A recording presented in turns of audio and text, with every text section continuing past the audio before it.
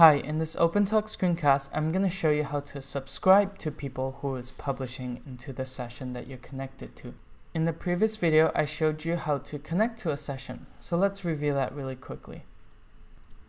First, we want to create a session object by calling tb.initSession. InitSession takes in a session ID that's generated by your server code, so you have to generate that.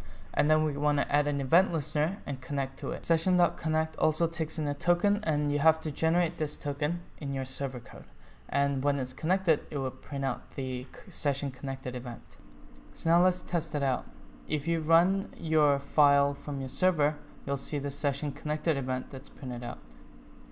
And one interesting to note here is that the streams property has an array, so someone's already publishing to the session. So to find out more about the session connected event, go to the JavaScript documentation and navigate to the session connected event object. And then on the session connected event page, you'll be able to see all the properties of the session event object. So what we're interested in is the streams property that has an array of video streams. And now we're ready. Let's go to our code for connecting to a session, copy that, and paste it into a new file. I'm going to call this new file session subscriber. So after we are connected to the event, we can loop through the streams property of the session connected event and try to subscribe to all of the video streams.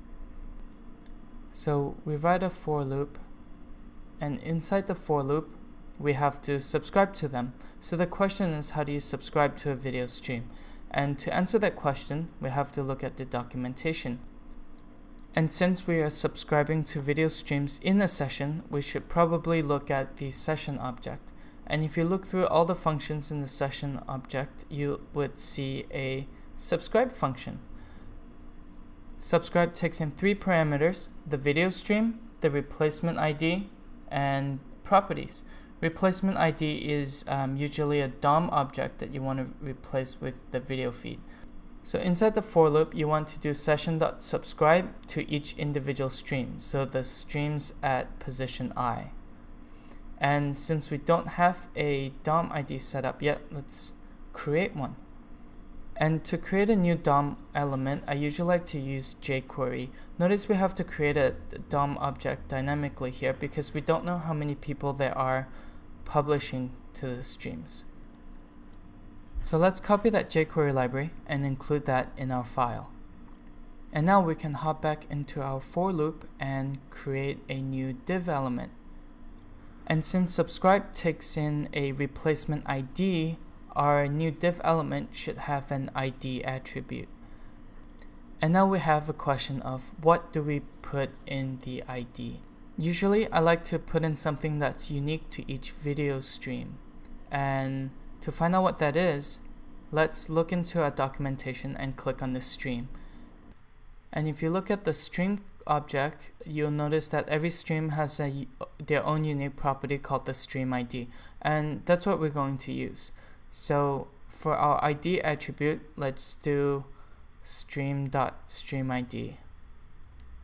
And now after creating our new DOM element, we should append that to the body so that it shows up on our page.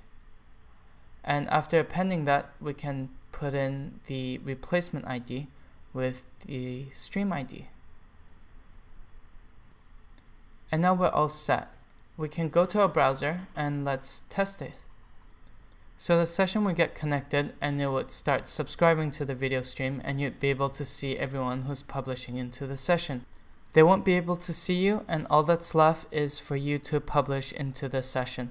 Thanks for watching this video. My name is Song. If you have any questions, tweet me or email me.